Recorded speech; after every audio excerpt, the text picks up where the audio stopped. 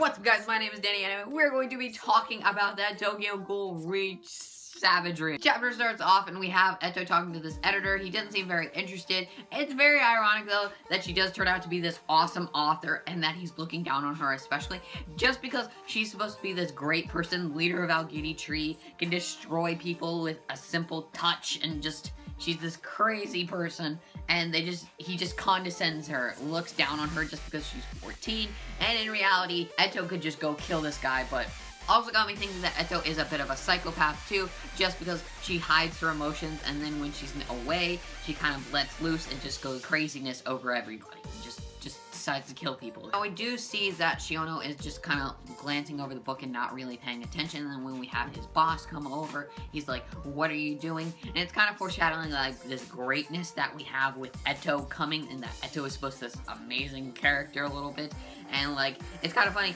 We do know Eto is a great character, but then when we see her past, he's throwing away something, and it's kind of like about Eto and just her life in general, like she's been pushed aside, and kind of symbolizing, I guess, her backstory somewhat, because we're seeing that she has had this bad life, and this guy just doesn't care that she wrote this 500-page book, and then he just goes in whatever, but in reality, it's supposed to be this greatness, and kind of what leads up to Eto's life being the head of Aokiri Tree and just being a savage just in general. Now, Ishida doesn't tell us it directly, her backstory, but I feel like, yes, we did get her backstory in the original Tokyo Ghoul, but we're kind of just nibbling, and he's kind of implying it here, so we can get and understand it a little bit, because I guess he doesn't want to redo that whole backstory again, maybe because he just wants to fit other material, more important stuff, which I kind of like, just because we can get on to better material that most of us will enjoy. I did feel like I could draw some really close similarities between Kaneki and Eto in this chapter, just because we have Eto having this really nice personality just like Kaneki, both liking to read, both liking to write, both very intelligent, and on the other hand, they have these really sucky lives.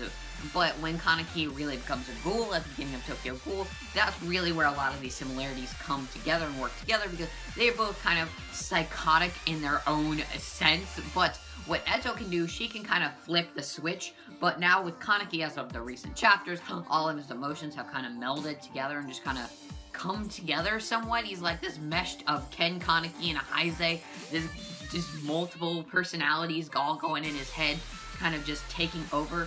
So it's a bit different there, probably just because Kaneki has had more torturing experiences, especially since Eto, yes, she has been hurt and put down, but Eto has hurt other people too, for example, Kaneki, and this is kind of why, maybe possibly Kaneki actually sort of won their fight a couple chapters ago, just because he has had more of a tragic story and taken more hits. So, and the more hits you take as a ghoul, the higher your RC count goes, which means Kaneki has a faster recovery rate and probably is a bit stronger. Now, that's not for sure. Eto could be still holding back, we do not know.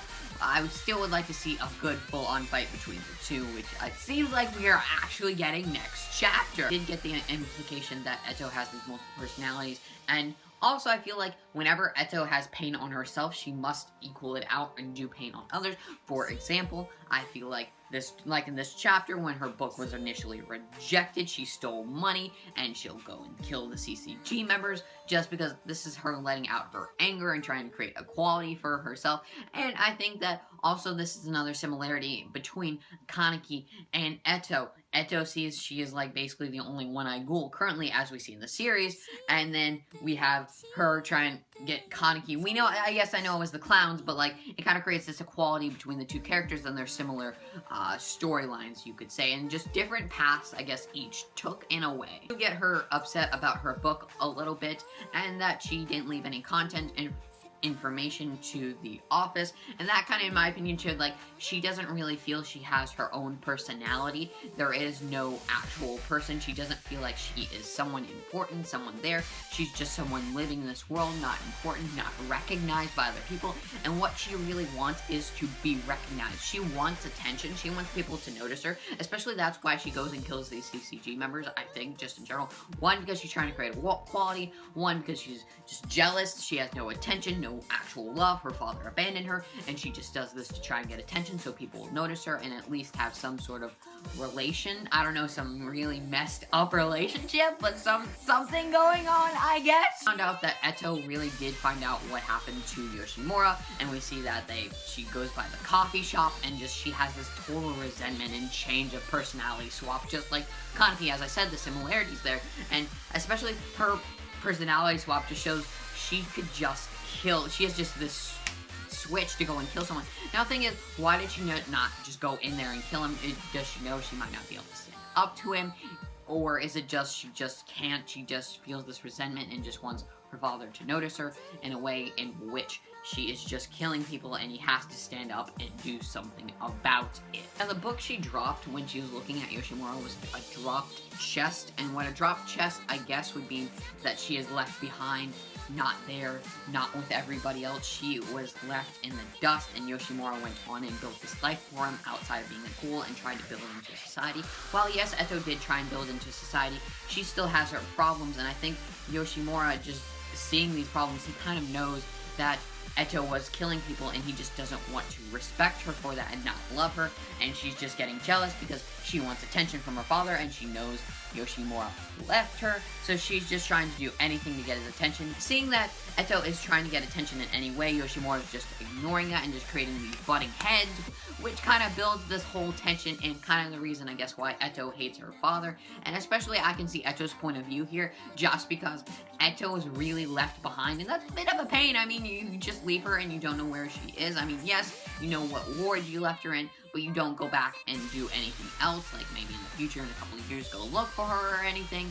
But who knows, Yoshimura probably just wanted to get away from everything and just start over, and Eto didn't want that. She wants to hold on to the past, she wants her father to come back, and so they can start over. But I guess Yoshimura just wants that old life, he just wants a new life, and Eto just wants to kill and be a savage and do that.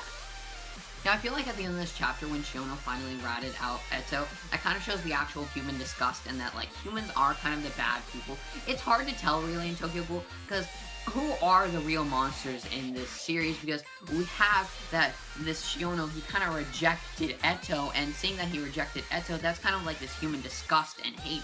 Like, we don't really care, this condescension to others who are worse than us, and just seeing that kind of showed like this bad side of humans. And I think that's what Ishido was trying to show us, that just because they're ghouls, they are not actually bad people. Yes, there are bad ghouls, but you can't just clump all of the ghouls together. There are good ghouls, there are bad ghouls, there are some in the medium, and especially with Shiono, this shows the side of humans being the terrible ones and really disgust in this chapter. That was just my interpretation. In the chapter, we have Hachikawa Squad and Mitsuki there on Root Island, and they just look like they're about to get wrecked, and seeing that one of the guys got their face eaten, oh god, I didn't know what to do about that.